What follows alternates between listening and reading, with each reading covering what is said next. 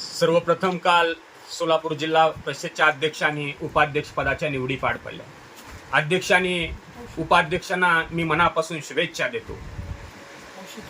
परंतु काल माझ्या मनामध्ये सोलापूर जिल्ह्यातला एक सुज्ञ नागरिक म्हणून माझ्या मनामध्ये एक खंत उभी राहिली की सोलापूर जिल्हा हा नामदेवराव जगताप साहेबांच्या विचारावरती, ब्रह्मदेव दादा माने असतील ज्यांनी आपल्या आयुष्याची 55 वर्ष विधानसभेमध्ये तालुक्यासाठी जिल्ह्यासाठी दिले, ते स्वर्गीय गणपताबा देशमुख असतील, आमचे नेते आदरणीय स्वर्गीय भाई एस.एम. पाटील एकदाच आमदार होते, पण आयुष्याच्या शेवटच्या श्वासापर्यंत त्यांनी या तालुक्यामध्ये आमदारकीची वचक कायम ठेवली असे एस.एम. पाटील साहेब.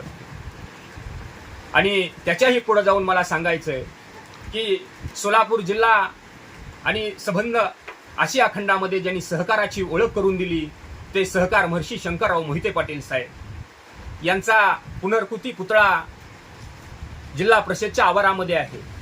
आणि खऱ्या अर्थानं अध्यक्ष आणि उपाध्यक्ष पदाची निवड झाल्यानंतर त्या पुतळ्याला हार घालणं अपेक्षित होतं, कारण सोलापूर जिल्ह्यानं गेल्या 50 वर्षामध्ये ज्यांनी हा जिल्हा उभा केलाय त्यांच्या पुतळ्याला हार घालणं अपेक्षित होतं.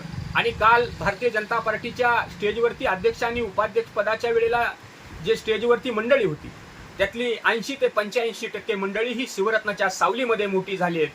परंतु खऱ्या अर्थानं शिवरत्नाच्या सावलीमध्ये मोठी झाली म्हटल्यानंतर त्यांच्या मनामध्ये आलं असेल की सहकार महर्षींच्या पुतळ्याला हार घातला पाहिजे.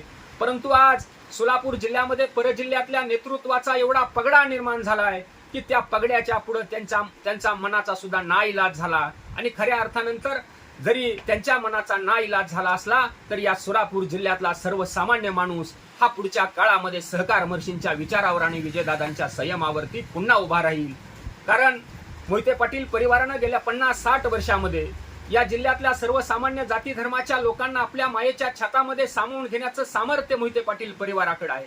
त्यामुळे पुढच्या काळामध्ये हा सोलापूर जिल्हाच नव्हे तर संबंध जिल्हा आम्ही विजयदादांच्या नेतृत्वामध्ये पुन्हा उभा करू. आणि खऱ्या अर्थानं माझ्यासारख्या सर्वसामान्य कार्यकर्त्याच्या मनामध्ये खंत उभी राहिली की राजकारणामध्ये काही पुढं मागं होईल.